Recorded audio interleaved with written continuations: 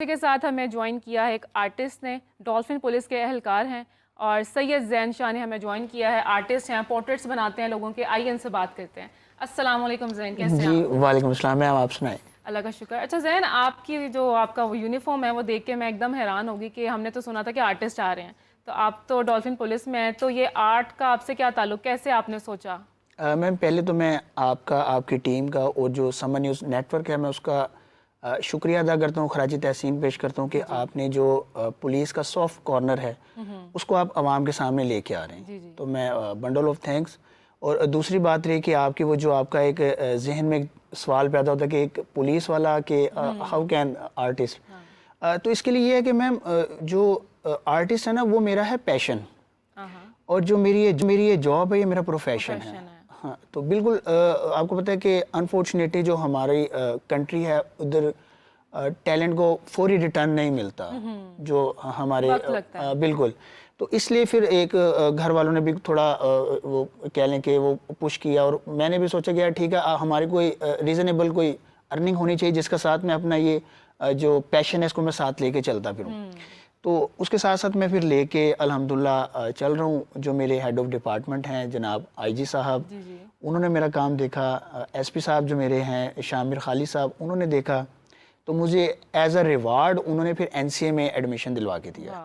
तो वहाँ पे मैं प्रॉपर क्लासेस भी ले रहा हूँ और साथ साथ मैं सर भी। कितने साल हो गए आपको ज्वाइनिंग की? तो मैम ये डॉल्फिन में तो 2016 का जो फर्स्ट बैच था मैं उसमें मतलब उसका मेंबर हूँ, और एनसीए में मुझे तकरीबन कह लें को हार्डली कोई 7 से 8 मंथ हो गए हैं। तो बिल्कुल। आर्ट आपने कब स्टार्ट किया, किस तरह की आपने स्टार्टिंग में ही पोर्ट्रेट्स बनाना स्टार्ट किए थे कि थोड़ा बेसिक से स्टार्ट किया था? मैम आर्ट जो है ना ये देखें, ये कोई भी जो इंसान में सलाहियत होती है ना ये बाय बर्थ होती है, बिल्टन होती है। उसके लिए ज़रूरत बस ये होती है कि उसको आपने तराशना है, उसको अपने खुद के अंदर तलाश करना है, ढूंढना है कि आप क्या ऐसा कर सकते हैं जो दूसरों से मुनफरिद हों।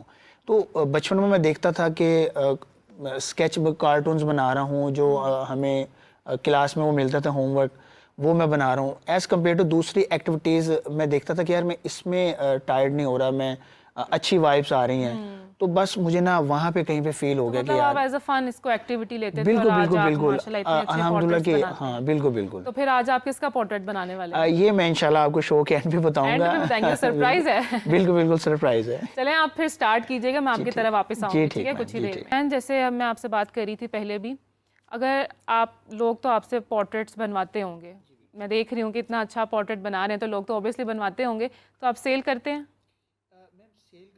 मतलब इसको एज अ बिजनेस लेते हैं? नहीं, मैं इतना नहीं लेता। उसकी रीज़न ये कि due to shortage of time, क्योंकि मैं फर्स्ट प्रेफरेंस मेरी जो है ना, फर्स्ट प्रायोरिटी मेरी जॉब है।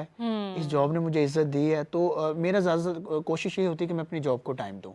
हाँ, अगर उसके बाद थोड़ा बहुत टाइम अगर जो मेरे पास रिमेनिंग बचता है, देन मैं उसमें बना के काफ़ी मतलब जो मेरे कुल वो कह लें कि दोस्त अहबाब हैं, वो भी कहते हैं कि मतलब हम बना दें, तो मैं उनको वैसे ही बना देता हूँ। अदरवाइज अगर कोई पे करता है तो भी मतलब मैं देता हूँ, नहीं भी करता तो मतलब एक पोर्ट्रेट का कितना आप चार्ज मैं करते हैं? मेरी पहले तो कोशिश होती है कि मैं, जैसे कि हम लोग ऑन रोड खिदमत कर रहे हैं लोगों की इस यूनिफॉर्म में, तो मेरी कोशिश ये होती है कि जैसे हम वहाँ पे खिदमत कर रहे हैं, मैं आर्ट के थ्रू भी खिदमत करूँ वहाँ की। तो मैं क्या करता हूँ कि बस उनसे कहता हूँ कि यार मुझे आप मटेरियल कॉस्ट दे दें, तो एक जो मेरे अंदर की रूह है ना उसकी गज़ा पूरी हो जाती है काम करके। तो मैं उनको पोर्ट्रेट बना देता हूँ। नॉर्मली एक पोर्ट्रेट का ना कोई 6 से 7 के उसका जो है ना मटेरियल कॉस्ट होती है, जो एक पोर्ट्रेट पे आती है।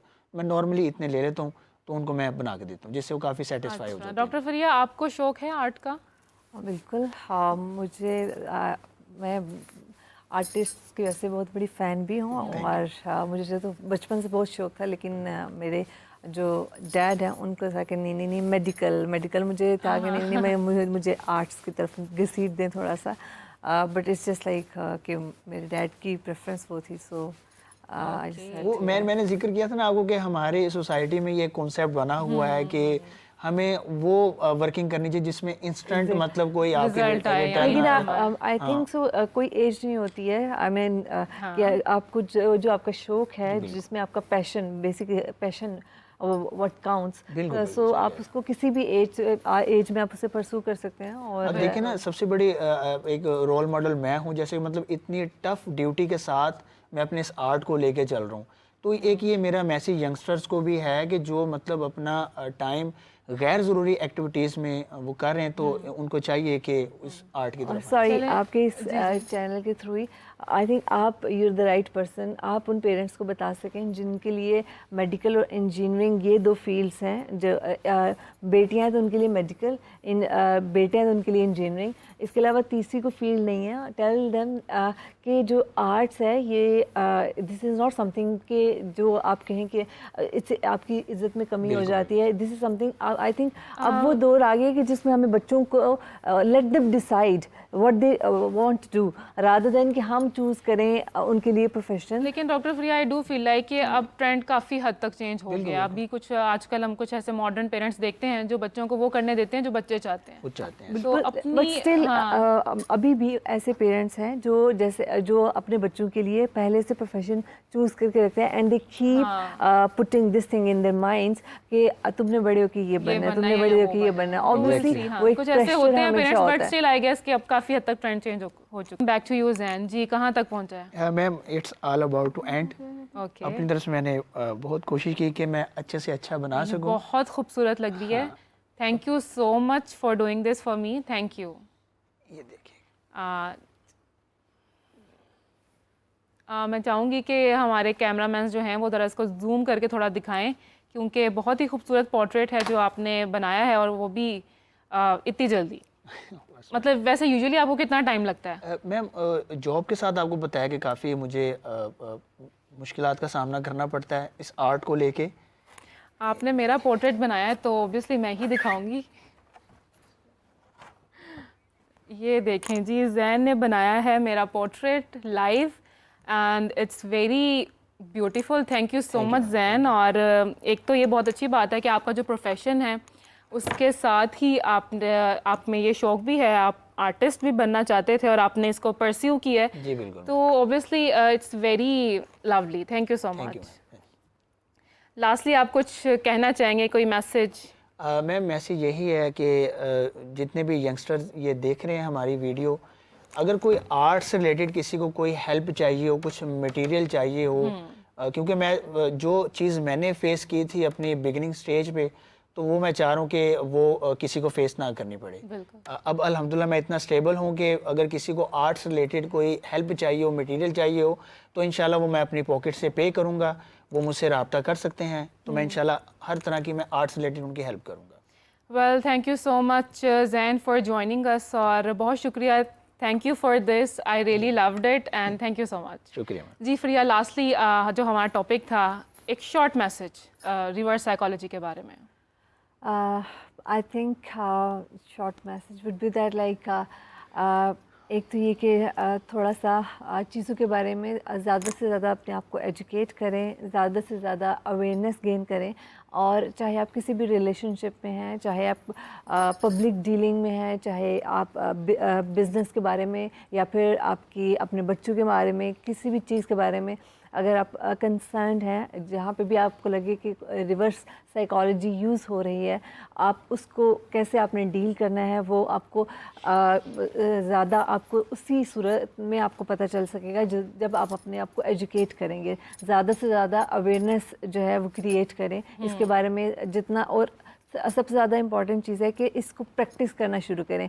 रिवर्स साइकोलॉजी को रादर देन कि आप उसको एक नेगेटिव जो है ना साइकोलॉजी, या फिर आप उसको नेगेटिव टर्म में ही आप उसे यूज़ करें, उसको पॉजिटिव आउटकम्स के लिए उसको पॉजिटिव तरीके से इस्तेमाल करना सीखें, और इसे आप अपनी डेली वो जो रोज़मर्रा ज़िंदगी है उसमें ज़्यादा से ज़्यादा प्रैक्टिस करें और ज़्यादा से ज़्यादा उससे पॉजिटिव आउटकम्स हासिल करें। Thank you so much doctor Fariha, thank you so much for joining us. Zain, मेरे ख्याल में आप कुछ कहना चाह रहे हैं फिर से? मैं जो आपको बता रहा था, मेरा जो न्यूली वर्क है वो ये है, ये इस टाइप का मैं काम कर रहा हूँ। ये पूरी कैनवस पे लीफिंग लगी है, ये दिखाइए जी। ये जो आप बता रहे थे गोल्ड लीफ? बिल्कुल बिल्कुल, मैं पूरे कैनवस पे गोल्ड लीफ मैंने लगाया है। देन मैंने इस पे अपने जो हिस्टोरिकल प्लेसेस हैं वो मोनोक्रोमेटिक थीम में बनाया है। तो अल्हम्दुलिल्लाह लुकिंग सो रियल। बिल्कुल बिल्कुल, मैं आपको बताया था, मैं अपनी पेंटिंग्स में दो चीज़ का मैसेज दे रहा हूँ, एक गोल्डन डेज और देन जो हमारी हिस्टोरिकल प्लेसेस उनको मैं प्रिजर्व कर रहा हूँ। तो मेरी अल्हम्दुलिल्लाह 2 एग्जीबिशंस हो चुकी हैं। स्टिल अभी भी मेरा वर्क एनसीए में डिस्प्ले है, वहाँ पे काफ़ी लोगों ने आके देखा है और अप्रिशिएट किया है। बहुत खूबसूरत है, बहुत ही ज़्यादा खूबसूरत है। क्यों Freya? Yeah, I really love it. I mean, the color combination and whatever everything, you've मतलब done, नॉस्टैल्जिया सा फील हो रहा है, so गोल्डन डेज it's, और मेमोरीज जैसे आपने बात की। it's just